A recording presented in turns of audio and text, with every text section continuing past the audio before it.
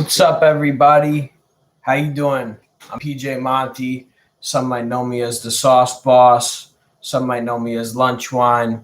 I'm here today on behalf of my company, Monte's Fine Foods, and I'm going to give you guys a quick tutorial on the essentials of cooking pasta the right way.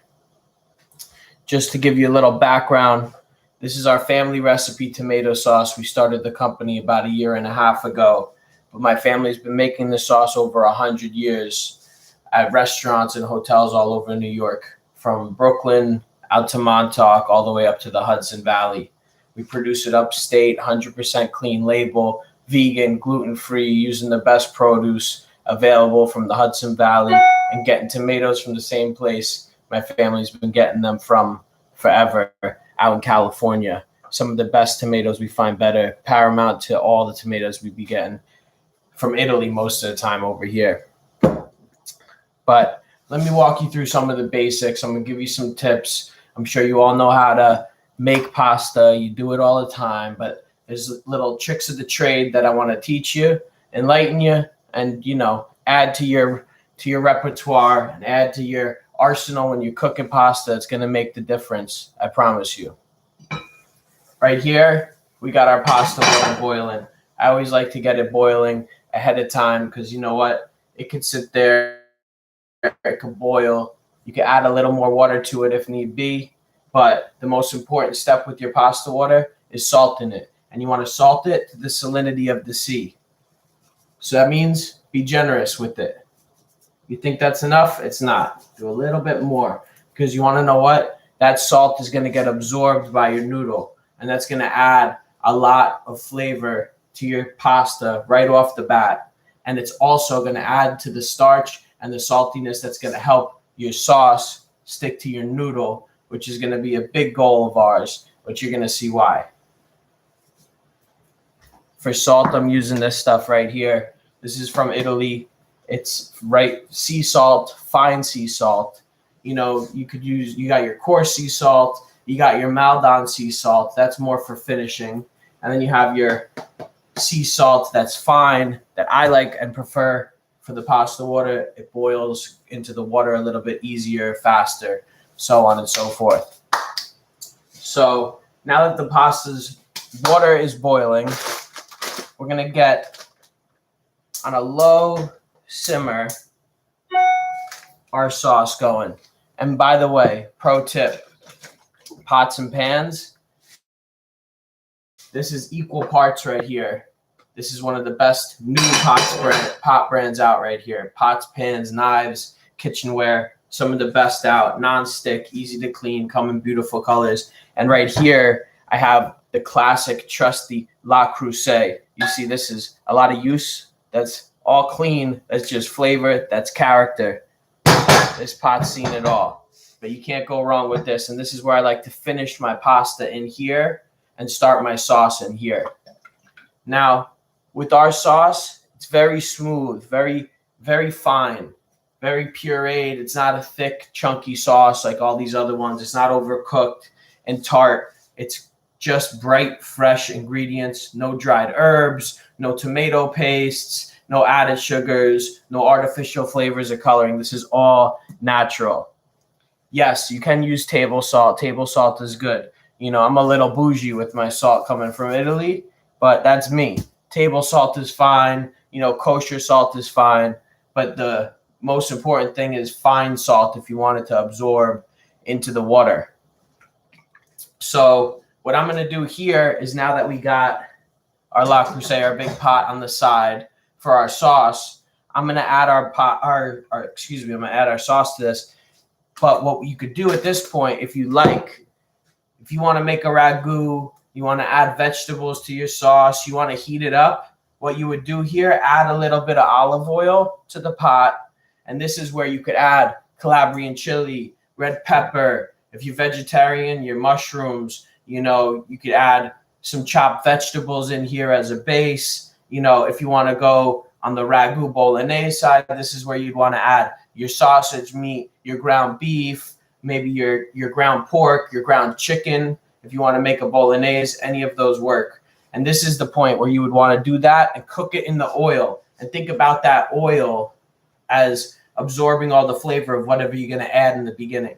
Now, our sauce has garlic, shallots, onions, fresh basil, and tomatoes in it. Sea salt and black pepper. That's all the ingredients in it.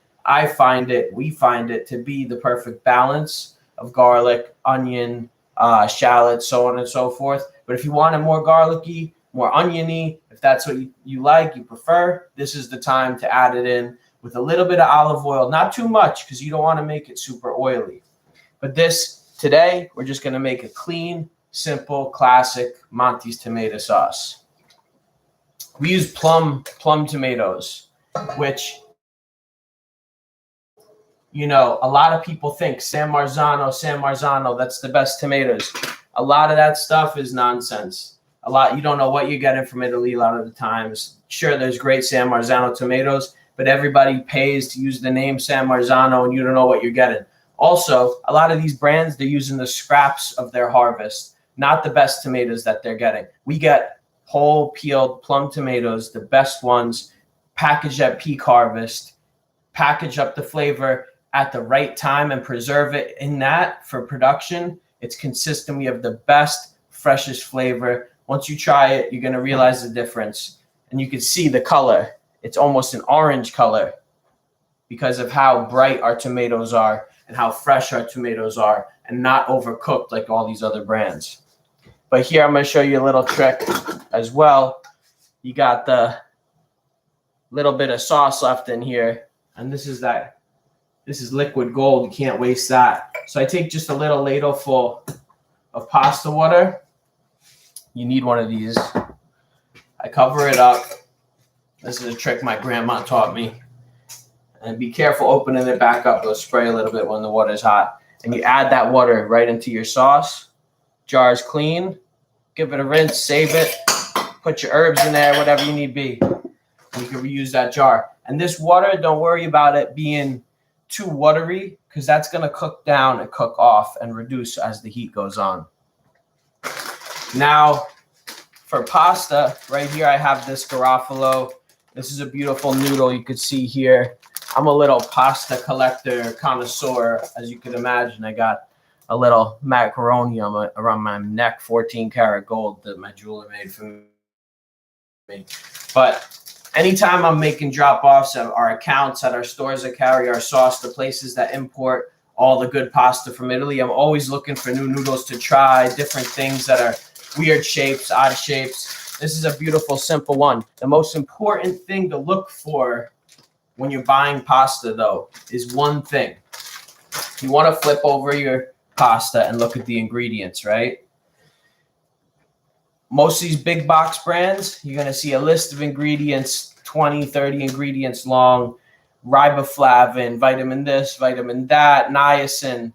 That's all nonsense. The reason why those ingredients are added to the big box pasta brands is because they're using highly processed flour in the production of their pasta.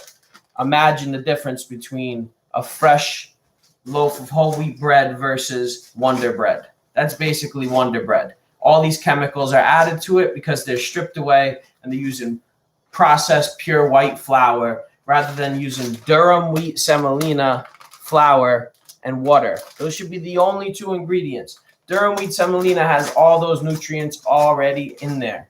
Everything is already in there. Your pasta should be 2 ingredients listed on the back. Durum wheat semolina and water. Unless it's an egg noodle, then there's egg. That would be the only thing you should look for. If the list is longer than 2 or 3 ingredients, put it back and look for another one.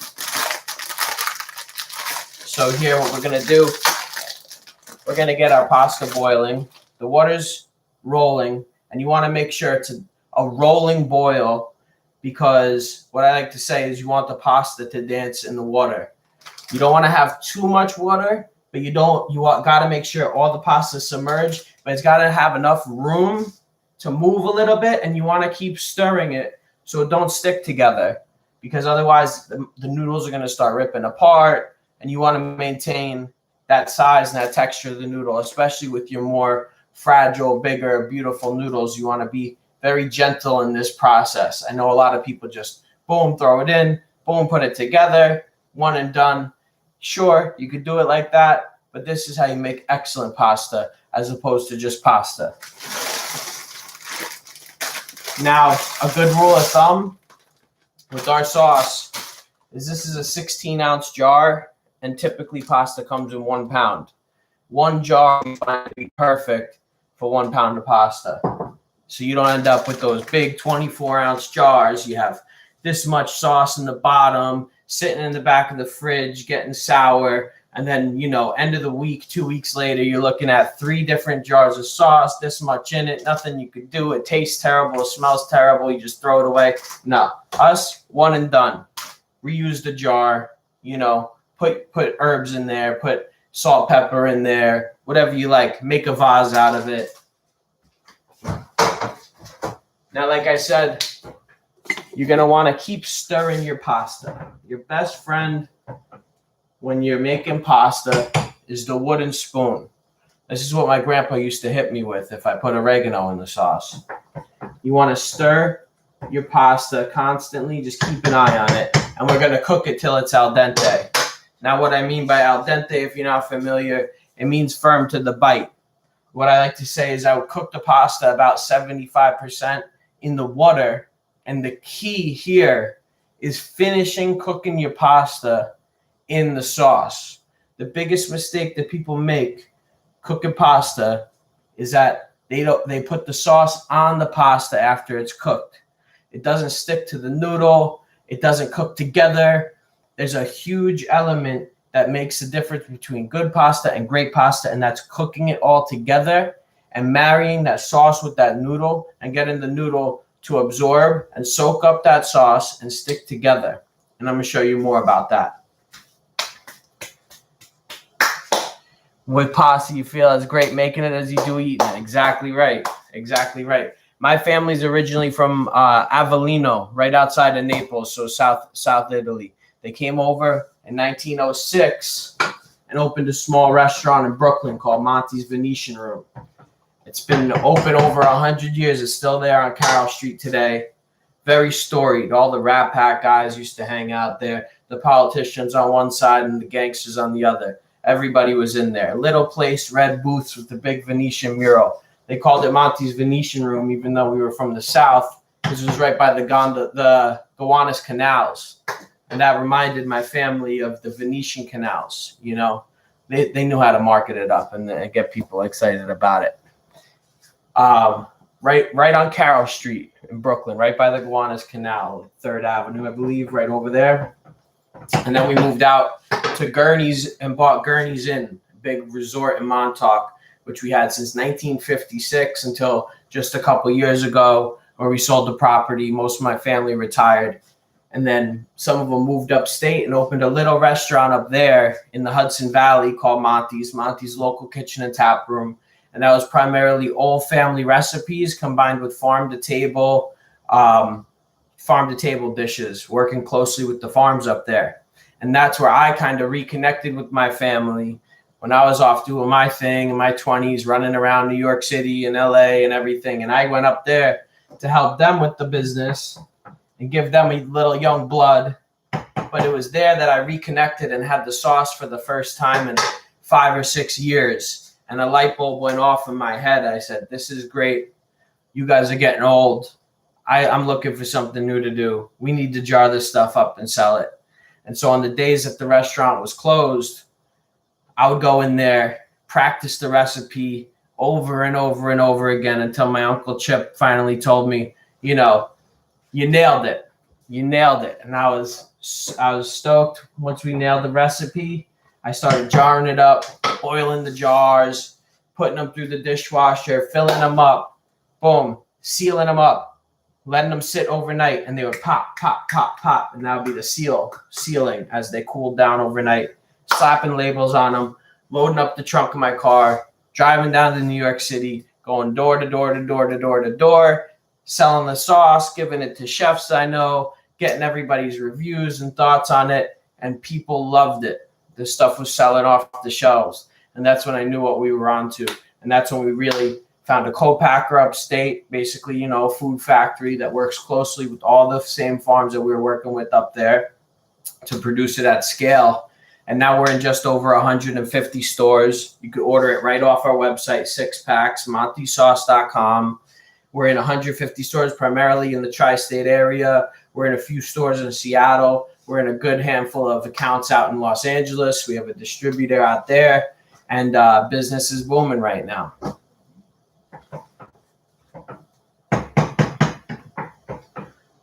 And right now, what we got going on, the pasta's getting there. It's probably about 50%. Now hang tight. I'm going to show you an important tool.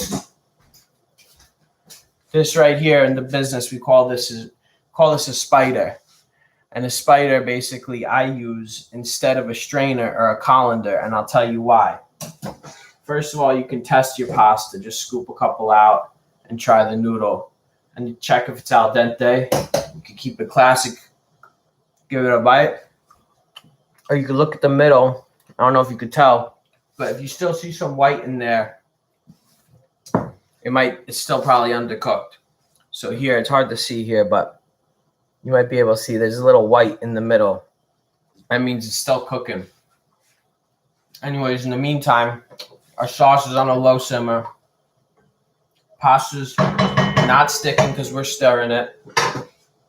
Nice and salty. You could taste the salt in there. And it gives it a great flavor. And you can eat the pasta literally like that, just when you put enough salt in there. So when you put it in the sauce, forget about it. You don't have to add more salt at the end. And it's too salty on the bite. You have the texture of the salt. It's too much.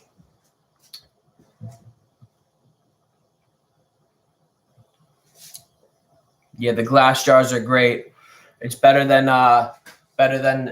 plastic. Plastic is terrible. You know, they are reusable. They are recyclable. I love to see what people make and do with our jars afterwards. I love going to people's kitchen and see that they got their bay leaves in there. They put their flowers in there. You know, what I like to do is like this here. Put my parsley in there, you know, with a little bit of water at the bottom to keep it fresh. And you just rip your leaves off. Your parsley, you can do that with your basil, your chives, whatever. Just a little water in the bottom.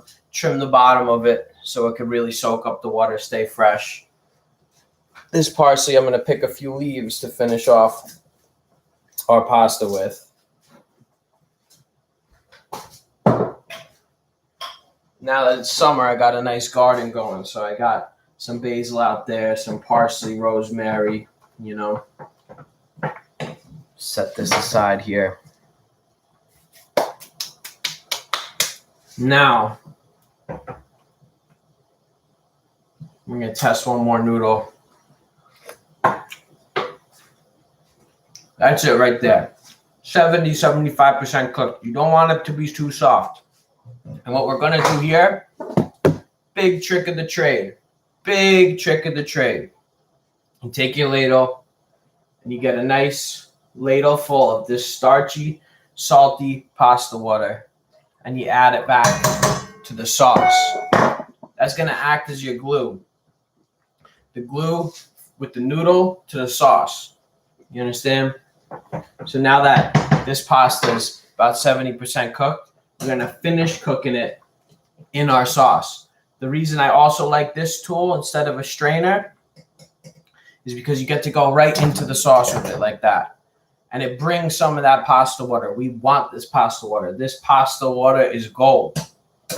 Almost every pasta that you make, you're going to want to use some of the pasta water. Some people want to take a cup out and put it on the side, and then you got this hot cup full of pasta water sitting next to it, and then they strain it. Some people rinse their pasta. No. That's rinsing all the gluten, all the starch that you need to stick the sauce to your noodle. Don't rinse your pasta. I don't add oil to it. I don't strain it and add oil to it. Some people put oil on it. All that stuff is not necessary. You want to take your noodle right out, 70-75% cooked, put it right into your sauce. Don't be afraid of that pasta water because we have it on a low simmer. As it finishes cooking, the pasta is going to absorb the sauce. The water is going to reduce down the starch from the pasta water. The salty, starchy water is going to stick everything together. Now, when you stir your pasta, again, you don't want to break up your noodles and get them all broken. You want to keep that beautiful pasta shape, whatever one it is, whatever your heart desires, whatever your favorite pasta shape is. What's your favorite pasta shape out there? I love a rigatoni is my go-to. A mezzi riggy, the short ones. I love that. But again, you're going to want to stir this gently, and you're going to want to kind of get the pasta from the bottom and lift it up to the top. But be gentle, you know. You could use a little wooden spoon like this. Really depends on your noodle. We could use something a little bigger if you have it. But you're not going to want to use something with sharp edges or like a fork or anything like that. You're going to want to scoop and flip kind of. And just keep stirring this together for a couple minutes until you really start to see the noodles soaking up the sauce. All of it coming together. Again, on a low heat. On a low heat right now. Yeah, I mean, my favorite flavor really is, what I love about our sauce is that it's very versatile. You could use it, heat it up, make tomato soup with it. I got people that make Bloody Marys with it. You know, if you want to make chili, you know, you get everything else going and you add this instead of your canned tomatoes. And then you don't have to go buy the garlic and the shallots and the onions. You big pot of chili, get 2 jars. Add that in as your tomato. You know, if you want to make a bolognese, again, like I said, ground your beef, ground pork, ground chicken, whatever you want as your base. I like sausage, ground sausage. You could sometimes buy it already ground, or you could buy it in the case. You decase it. You cut that skin open and you put it right in with a little olive oil, maybe a little red pepper, break that up. Then you add your sauce to that. Boom, you got a sausage ragu. Super simple, super fresh, super bright and delicious. Again, the key here is your ingredients. Make sure you're getting quality ingredients. You're going to quality pasta, quality sausage, quality sauce, quality salt. You're going to notice a difference in how you feel and how it tastes, how it all comes together. I like sweet and hot. It really depends who I'm eating with. But for this sauce, me in particular, I like spicy from time to time, but I prefer the sweet sausage. I think really complements the brightness and the sweetness of this sauce here. So I like to do, you know, you could get like 3 or 4 sausage links, go to a good butcher, you know, do yourself a favor. Your food is your fuel. You want to pay for, you know, some quality ingredients. It'll change the way that you feel. You're eating processed sauces, eating processed pasta, and that's why everybody says, oh, I got to be gluten-free, I got to be this, I got to be that. Nah, you're eating junk pasta. You're eating Wonder Bread out here. No wonder you feel bloated. No wonder you feel bad. Get the good quality pasta. Look at it. Durum, wheat semolina, and water. That should be the only ingredients. I'm telling you, you'll notice a difference in how you feel. You'll notice a difference in the flavor. So now that we had this stirring for a couple minutes, I take the heat off. Last final, you know, tip here, last final step, because as the heat cools, as the pasta and the sauce cool, it's going to start to thicken a little bit. And that's where you're going to get the final bit of marrying that noodle and that sauce together in the pot.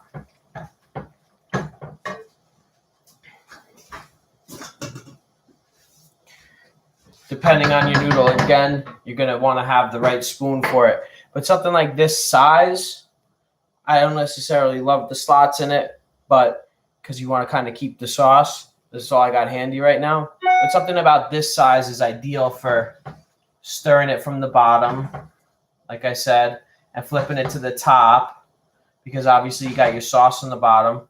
So you want to make sure everything is getting coated evenly. As it's cooling, you're going to see how this noodle is sticking to this pasta. And when you just cook your pasta, you put it through the strainer and you put it on a plate and pour your sauce on top, that's a disgrace. I don't want to see any dry noodles poking out the side. I don't care what you've seen in the cartoons or whatever when you were a kid, or what you saw in a commercial of Chef Boyardee or whatever the hell you guys are watching. But excuse my French. But this here is the way to do it. Every noodle perfectly coated. Perfectly coated. and perfectly cooked at this point. No broken noodles. These things are just beautiful. And you could tell certain noodles are made in a certain shape to absorb or to hold sauce, or if you're doing a ragu or you add peas to it or whatever, consider the sauce that you're making with the noodle that you're using, because it really will all come together. You know, spaghetti, you might want to do something that's like a lemon sauce, or just a smooth sauce, because a noodle's not going to really hold anything. You know, if you use like a shell, it might hold a little bit of the beef or the pork or the sausage or the peas or the mushrooms or whatever you're cooking. It might hold it in there. And some of it's going to hold your sauce as well, obviously.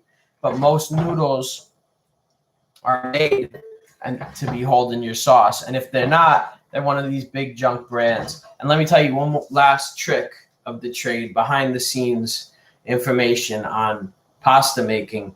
These big box brands, when the pasta comes out of the extruder, the machine, they use a Teflon die. You know, everybody knows Teflon is terrible for you, but they use a Teflon die that basically cuts the noodle as it comes out of the machine into the bite-sized pieces, right? Real quality pasta companies use a bronze die. They've always used bronze dies back in the day, back in Italy, the real authentic places. And the reason why you use a bronze die, it adds this texture to your pasta, this small granulated microscopic texture to it that soaks that sauce up. It's these little details and these little things to pay attention to. And it'll say it on your pasta if it's bronze die cut. They'll say it right on the box. So that's another thing to look for. Durum wheat, semolina, and water on the ingredients, bronze die cut. Now, I don't know if you guys are vegan out there or what everybody's got going on, but I'm not, and I love my cheese. This is a fresh chunk of parm. You're always going to want to get your parm cut right off the block if you can. If you got a good quality cheese shop, you're going to want to see them cut it right off the block in front of you, and always keep it wrapped in cellophane. As soon as you're done using it, wrap it back up. Because what happens is, and don't buy grated cheese, is kind of my point. Grate it yourself, because as soon as you cut parm off the block, it starts losing its flavor. If you ever had a piece of parm cut right off the block compared to some grated cheese that's already prepackaged in the grocery store, it's night and day difference. Night and day. There's sweetness, there's flavors, there's elements and texture with fresh Parmesan that you're not going to get once it's already grated. As soon as the air starts touching it, it starts losing its flavor. So you're going to want to keep your cheese wrapped up tight as soon as you're done using it, and you're going to want to get a chunk and shave it yourself is always ideal. I love owning my own business. It's very fulfilling. I love that it incorporates, you know, my family history, my passion for cooking, the creativity of, you know, on the internet and the social media, the advertising, the marketing. And I love my day-to-day of making pasta every day and going store to store to store to some of the best accounts in New York, Los Angeles, all over the country, really, and meeting these vendors and working with them hand in hand. All right, let's see some pasta, right? People want to, Monte's pasta. Yeah, coming soon. It's coming soon. There's a lot of good options out there, though. But Monte's pasta coming soon. More sauces coming soon. We got some stuff in the pipeline. Keep an eye out in the fall for some new flavors we got coming. So now we got our noodle, and you're going to see this. I wish I could show you this angle right here. You're going to watch this pasta after that little 5 minutes of stirring it. A little bit on the heat. Now the heat's off and it's cooling down just a touch, ready to eat, thickening up, and every noodle perfectly coated with the sauce. And we're going to plate it right here. And here we could see a perfectly coated noodle, your sauce, right with every single one. Nothing missing, no dried noodles poking out the end, looking like The Simpsons or something. This is ready to go. I got my parm here. Fresh grate. find yourself a cheese grater that you love. You know, there's all sorts of. I like this one. It's sharp. It gives you a nice. Here we go. Can you see this right here? All right. So there it is, everybody. That's how you make pasta with Monte sauce. But a lot of these elements of cooking pasta you can use with any of your sauces, any of your pastas that you're making. The salt, the water. Make sure you're adding some of that pasta water to your sauce. Make sure you're cooking the pasta in the sauce, not just put in your sauce on your pasta. Don't let me down. Do it right. Make me proud. Post it, tag it. If you want to see something, subscribe, throw it in the comments. Whatever you got to do, shoot me an email. You got a question, I'll get back to you. I love to talk to everybody. I like to teach people how to do it right. And it breaks my heart to see people making bad pasta out there. So don't be afraid. Anybody got any questions, let me know. Otherwise, I'm going to eat this pasta and I'm going to go jump in the pool. Thank you to YouTube, by the way, for featuring me, little parsley, on the Small Business Day. This is great. And I look forward to doing more of this here. We just launched the page. I got 1 or 2 videos up there. We're going to start populating it a little bit more. Any pasta tips you want, any sauce, Italian food questions you got, feel free to hit us on the comments, whatever it is. Guys, thanks for having me. Nice to meet you, meet you, whatever. And go get the sauce, montesauce.com. Find a store by you, order it offline. You'll have it in no time. I'll be making sauce like me now. All right, guys. Thank you. Peace.